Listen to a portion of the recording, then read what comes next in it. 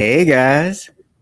I think I just got chills watching our new intro video. That was fantastic, Oh, Robert. that's right. I forgot to tell you guys I updated the intro video. It was excellent. So here we are on another episode of the Friday Fraudster, except it is Thursday. So we have a couple more announcements to make for you guys today. Today, we're not doing an hour today. We're only doing 30 minutes today, but there's a reason for that because next week we've got something really, really, really, really, really special. So you are not going to want to miss next week. Now, as standard for us, as you enter the room, please drop the emoji into the chat that signifies the mood that you are in right now. Look, guys, here's what that does. We care about you and we just want to make sure you're okay. You let us know you're okay by the emojis that you drop into the room. So, for example, right now, this is my mood. I am in a fairly good mood, and there it is. I'm laughing and I'm happy. Now, for some reason today, Joe is dancing. I think Joe is dancing because Joe is going on vacation. Finally. Well, Woohoo! where are you going? Anywhere fun? We're just going up into the mountains in Colorado. Just up into the mountain. Mountains sound fun. No technology for a couple days. I'm actually just really looking forward to the break. Now my man Rollis is in here, and Rollis is in a very good mood. Now, Kelly, what is that, Kelly? Is that a dress? No, that's like a mountain on fire. It has been so hot here. We have record-breaking heat. So we're actually going to our cabin to sit on the river to cool down. Oh, okay. Dan must have thought that was kind of funny too, because Dan is laughing as well. And Alicia is here, and Alicia is smiling with palm trees. Alicia, I think you're in Florida, right? You should be smiling. The weather is real nice there right now. It's not as hot as it is where Kelly is. Well, Florida is also humid though. So yeah, no humidity here. No humidity. So the heat shouldn't be that bad, is it? No, I've actually seen it on the news. It's pretty bad there for you guys. It's that we actually have had 65 people that died. I know. I was reading that. That is horrible. Do you think it's because they're just not, you guys aren't as prepared for this weather change? Yeah. We don't have a lot of air conditioning in older houses, but then we also have, we've got a huge homeless population. And I know where I live in Bend, 2 homeless people passed from heat. Yeah, that's sad. Yikes. Yeah. Ooh, so I guess, yikes. Take care of yourself, Kelly. So again, as everybody is dropping those mood emojis, again, this is my mood. I'm fairly happy today. I'm doing okay. The other announcement we want to make is the Friday Fraudster. It is a podcast. You can find it on your favorite podcasting platform except Apple. Yeah, I'm still working on that. You guys know how much I hate Apple, right? But you can find us on Spotify. You can find us on Google Podcasts, on Amazon Podcasts, Stitcher, and some other platforms as well. But remember, I told you guys last week, you can now get CPE credit. So if you go to FridayFraudster.com, you can get your CPE credit just for watching us. Isn't that exciting? It's very exciting. I love it. It's acceptable. Well, I mean, I figure what better way to spend your time? First, you watch and or listen to us, and then you go get CPE credit for watching and or listening to us. Hey, and Garnell is here again, and she is dancing the night away from the Bahamas. Awesome. Now, Dan is saying they have the opposite issue. Oh, yeah, that's right. In February, Houston did get down to 15 degrees. That is kind of unheard of for Houston. Crazy weather in this world. All right, guys. You think that they're ready for the first story? Bring it. This is really an interesting one. So I kind of changed the name, right? At first, I had it as Holy Hacienda. And then I figured, this was truly the Hacienda heist. So let's talk about it. And if Rollis is still here, Rollis is a healthcare recruiter, so he probably would get a kick out of this story. Hacienda Healthcare is a private nonprofit facility that houses patients whose care is paid for through the state of Arizona's Medicaid program, whose care is also managed by the Arizona Department of Economic Security. So here's what happened. Last year in August, a grand jury indicted William Timmons, the CEO, and longtime Hacienda Healthcare CFO, Joseph O'Malley, on multiple charges related to bilking the state by orchestrating a complex billing scheme involving a series of connected businesses. Now, you guys know how I feel about people when they say complex billing schemes, but I must admit, this one actually was complex. This one actually was complex. So let's talk about the indictment and what it actually says. It says that it alleges that from 2013 to 2018, Timmons and O'Malley intentionally misallocated funds from the Arizona Department of Economic Security Division of Development Disabilities. Wow, that's a long name, right? Say that 3 times fast. And they defrauded the state's Medicaid program by manipulating costs to avoid the repayment of funds, and they inflated their salaries with that money. So now let's dig a little further. Here's what the true allegation is. According to the indictment, Timmons and O'Malley used separate businesses to sell medical supplies and equipment to Hacienda at inflated cost, sometimes marking it up as much as 12.5%. So for instance, they had one company called South Mountain Health Supply, and it operated under an umbrella of Hacienda. Now, South Mountain would purchase medical supplies from third-party vendors, and then they resold those supplies to Hacienda at the increased cost. Authorities also allege that Timmons double-billed the state by reusing vials of vaccine, which is against all medical protocols. Wow.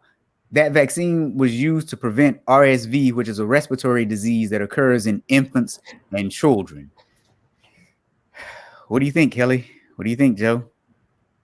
The tone at the top. Oh my God. Oh boy, yeah. Yeah. Yeah, and not just the fact that this was the CEO and the CFO, but there was one of the articles, I posted all 3 of them in the comments. I actually think there's one more I'll get out there. One of them cited the nepotism on the board. Yeah. And the board chairman, who also had just his own private insurance company that he made the employees use. So, I mean, when we say tone at the top, you mean like this was corrupt from the very tippy top down. And it talks about the poor oversight of the board in other incidents, which I'm not sure if we're going to talk about those, Robert. So I'll let you lead us there if we go there. But, oh man, this one is, again, sad because it's healthcare. Those ones always hit us, I think, a little bit harder. But yeah. Also, they said that towards the end, he was showing up for work every day driving exotic Alfa Romeo sports cars, our source said. All that money was just raked off of the state. Ultimately, that equals diminished care. Again, you know what? These are like, what is it, from cradle to grave? You know, you start in diapers, you end in diapers. But at least when you're a baby, your parents are taking care and making sure those diapers are changed regularly. When you have a situation like this, can you imagine being elderly and literally not having your diapers changed because he's driving an Alfa Romeo? Oh, yeah, absolutely. Now, Joe has said related party vendors, anyone, 100%. But Hal says healthcare fraud really pisses me off. Glad we're doing this on a Thursday so I can have a happy Friday. But to Kelly's point, and Kelly always talks about this, the parking lot audit. Go look at the parking lot and see what kind of cars people are driving. That might let you know that there is some fraud happening. And Hal points out collusion, nepotism, no tone at the top, the trifecta. And my buddy Rollis says, easy money at the moment. It takes the government a long time to catch up. This is very true. So let's dive into this for a minute. You guys, here's what a former employee said. He said, and I'm quoting him, he said, it's about time. he could be just terribly abusive at the drop of a hat. You always felt like you were going to be fired at any moment. For those who had to work under Timmons, they're thankful his past has caught up to him. Here's another quote. We were under his thumb and under that abuse for so many years. We agreed collectively he was probably the most abusive employer that we've ever worked for. That's what another source said. And another one also said there was just a sense of relief, a sense of justice, and we're just happy for the news. So when we talk about culture, which we like to talk about a lot, it was very bad at the top of this organization. But it gets even deeper. Timmons, he had worked for Hacienda for 28 years. Now, this was a nonprofit organization. And in 2018, he earned $835,354. But also, his bonus was $100,000, and he received an additional $17,641 in non-taxable benefits. Now, he was paying himself that high salary, obviously, because they were using these shell companies to overinflate the profits and to really bilk the state out of a bunch of money. So tone at the top was very true in this organization. Yeah, Kelly brought up, I think, the perfect point. And, to plug the past book club, because you can go and watch it on demand. Think again, Adam Grant, he talks about the last part of the book is all about psychological safety at where you're working and how important that is. And I loved that part of the book. You know what's interesting? I love Adam Grant, is that he said he didn't do his best work until he got tenure. Because again, untenured professors don't have, they've got to get tenure, and they don't have the psychological safety until they get tenure. And I loved hearing him on a podcast say that he wasn't willing to push the envelope until he got tenure. And think of how many people, most states are at will, and most people can't do that. So yeah, Adam Grant, he's a rock star. Absolutely. So now you guys, Heather says that when her grandmother was in a nursing home, she would have been up in arms if she was mistreated and the staff was not being appropriate. Glad she was in a good home for the last years. So that brings us to the next point about this particular nursing home, because this is not their first time getting in trouble. I don't know if you guys remember the story of a woman who was in a coma in a facility and ended up pregnant. That was this facility, this company. So there's a history there of this company not doing the right thing all the way around.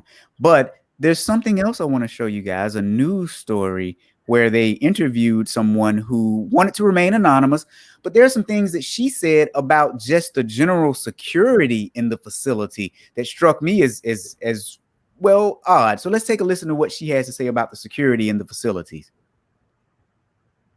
Doing them. The former Hacienda employee is also calling out the facility for being lax in their security. Too many entrances, too many opportunities. Anybody could have come in. I myself have come in the back way. Were these other doors locked? Did you need a key card? Nope. All right. So let's just run down the list so far. We know that there was a bad tone at the top. We know that they set up a shell company where they were upcharging so that they could keep money instead of reimbursing the state back. We also know that security was lax in this organization. And we also know that they were a nonprofit. So they may or may not have had a compliance and audit function to provide some of that or to help with some of the oversight. But here's the big thing. Even if they had a compliance or audit function, the board was allegedly corrupt as well. So it wouldn't have done any good. I hate that. I was just going back to my notes about the other stuff about the board, because that's what, I don't know why that really struck me on this one, because I guess because it's a nonprofit, I feel like the board should be there as a level of protection.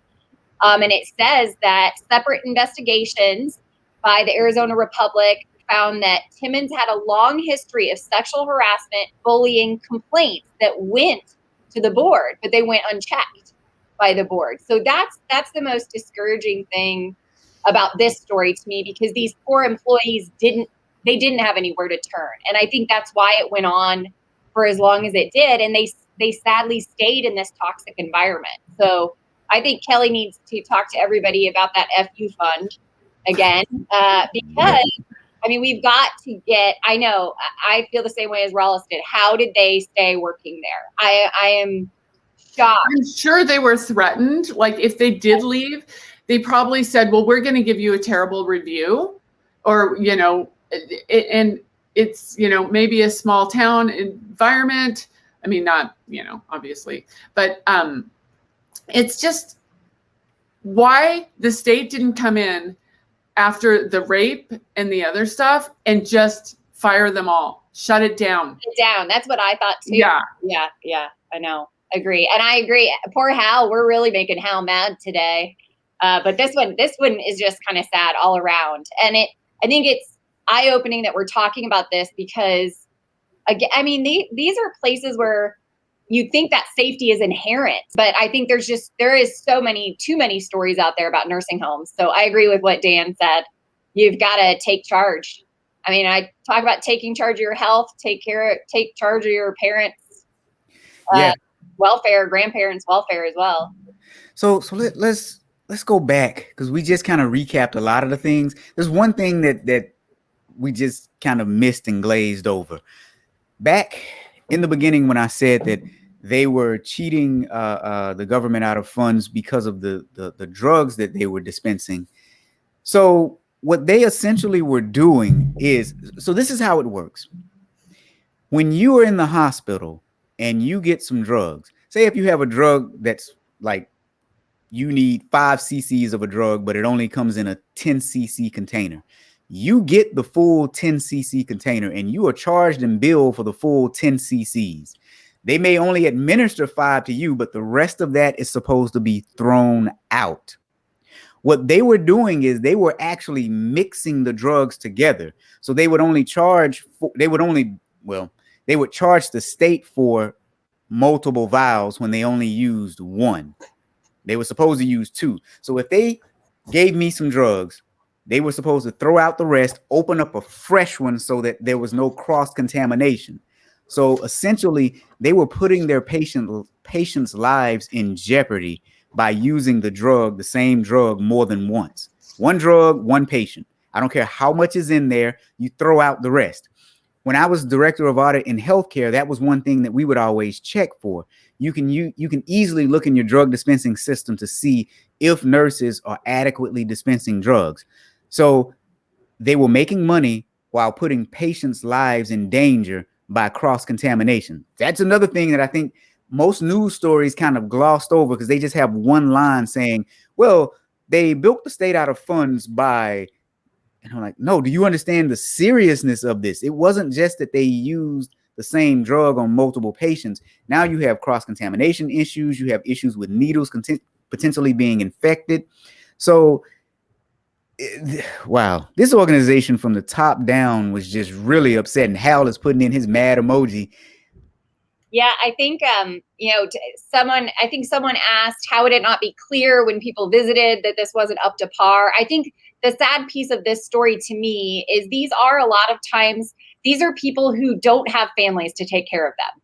I think it's good to just note that this is a kind of, I don't know, in my mind, more like a hospice. These are people that like literally are either in a vegetative state or, have very serious conditions. This isn't like your normal everyday senior living nursing home. These are people who needed that extra level of care, which makes it even worse to some degree. But I think why this went unchecked was because I bet the people took advantage of the fact that there weren't a lot of families visiting. I think these were kind of some sad cases of people left behind. I mean, this is a Medicare facility. It's a government essentially run facility for those who don't have families to take care of them. And so I bet that's why it did go on. That's just my gut from what I've read about it. Yeah, because somebody asked, Oh, go ahead, Kelly. Okay, so I finally, you guys who've been on this have heard my whole son's thing. I finally got the full bill. Like they sent me an itemized one. And I'm like, 2 bags of fluid. How can I prove that he got 2 bags of fluid? Like he doesn't know. And it's $146 for each bag. Now, my insurance is paying for it. But like, how do you know that he actually got 2 bags of fluid? And a bag of fluid is $146. Like that's some expensive tequila, man. Well, this is why insurance fraud's so common, right? And if we could just get a little extra, why wouldn't we say 2 bags instead of 1? I don't. It's that. Sadly, is that part of the business model? I don't know. Yeah, and Heather says people need to research the local nursing homes and be active. Now, Rollis is saying we're making some good points, but a part of it is that it takes too long to snuff them out. Got to run. See you later, Rollis. Bonita is upset. Don't be upset, Bonita. We've got book club right after this. Now, Hal says an eye for an eye. The CEO and CFO should be locked up and not provided any care. Ooh, well, we're going to talk about what's happening to them. But before we get there, let's go back to the culture for just 1 minute.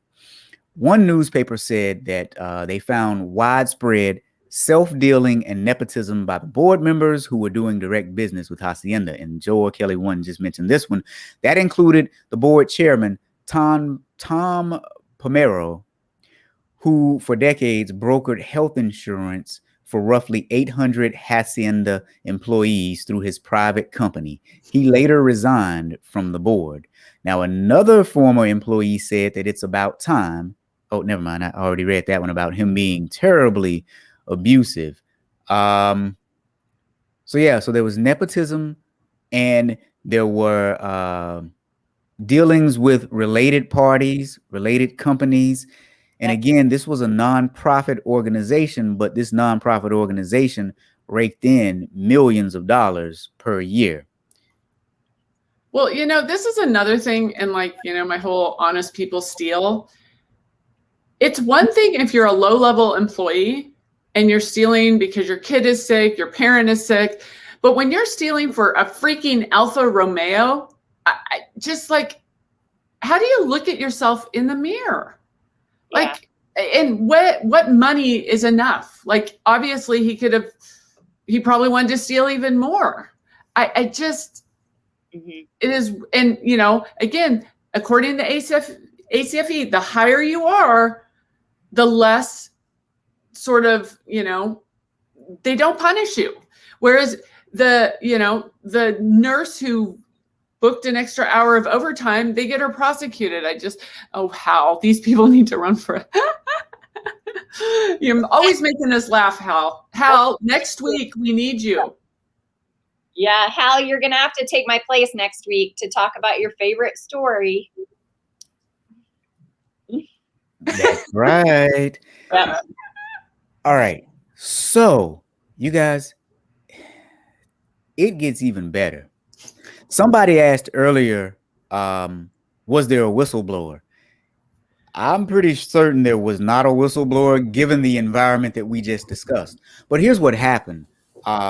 Timmons resigned.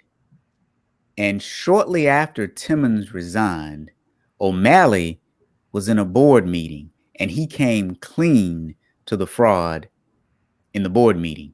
He reportedly told the board of directors that cost had not been allocated correctly. Now, that's a direct quote.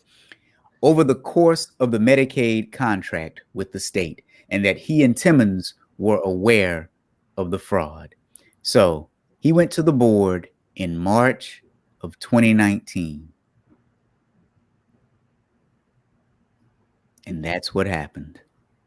What caused him? There had to have been something. That's what I was wondering and trying to find, and I just could not find it. One resigns and then the other confesses. My guess is maybe someone reported them to the state Medicaid office. Or threatened enough to where they thought that they better just, I don't know. I don't know what's in your mind if you think you're going to resign and get away with it, but. And you know what? With technology, maybe someone had them on tape or something like that and threatened to expose them. And, it's better to ask for forgiveness. So I'm thinking that someone had something and they had no choice because it's been going on for a long time.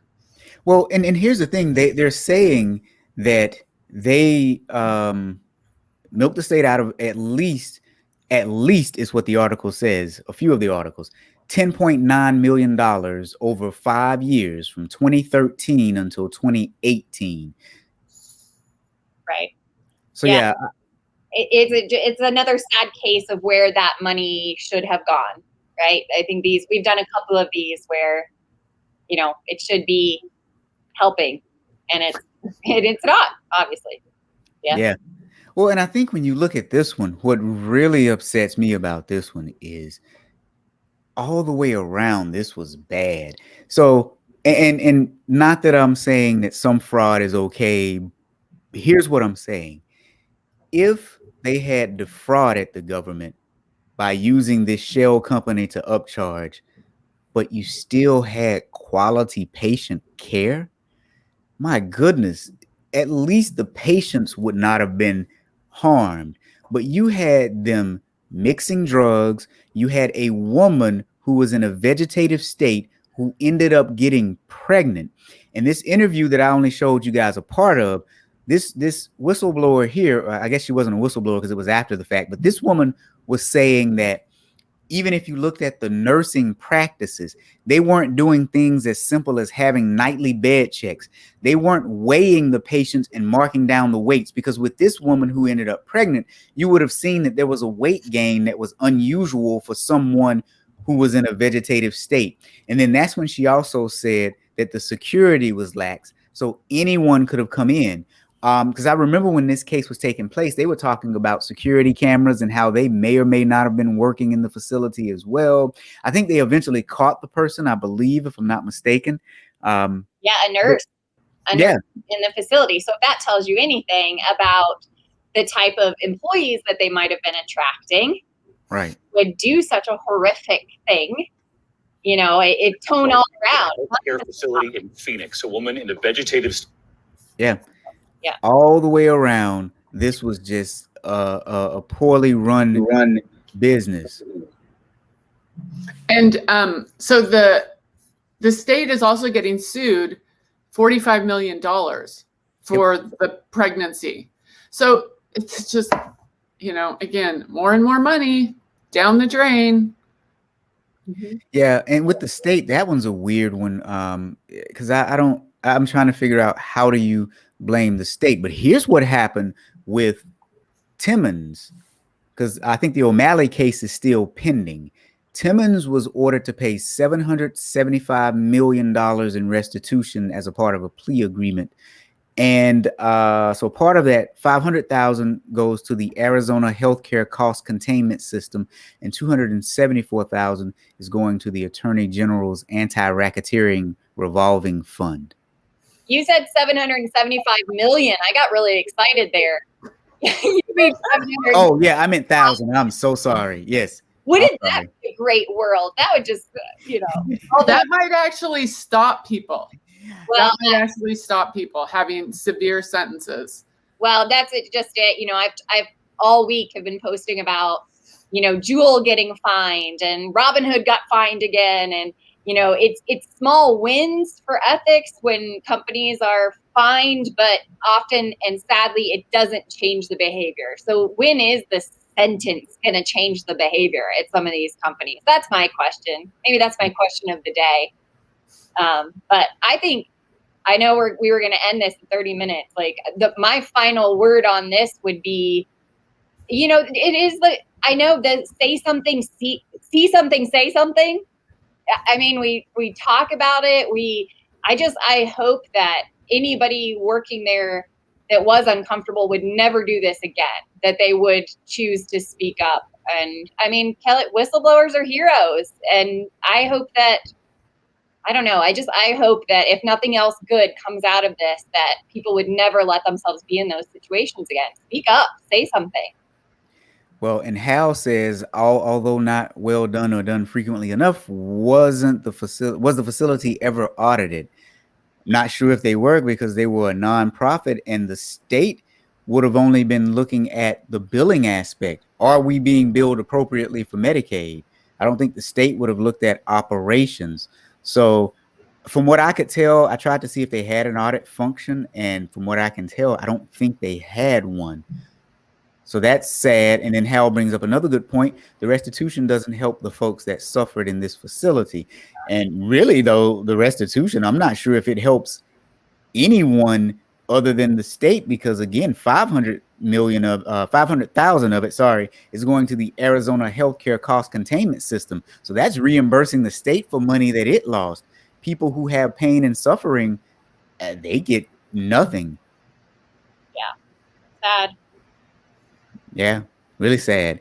All right, guys. So that is our story for the week. Kelly, Joe, any parting words? Have a safe 4th of July and think about how it was a year ago compared to now. Yeah, and I just wanted to reiterate. I'm praying for everybody in Florida in the building collapse. I've got a dear friend from college whose aunt and uncle are missing, and it's been on my mind a lot, and I'm sure it's been on anybody's mind, that whether you're in that area or not. Obviously, it's been in the news a lot, so I just want to send my prayers into the universe for anybody impacted by that. So, absolutely. Dan says, "Happy 4th of July." The last thing I will say is www.fridayfraudster.com. Go get your CPE credits. All right. See you guys next week with hopefully special guest Hal.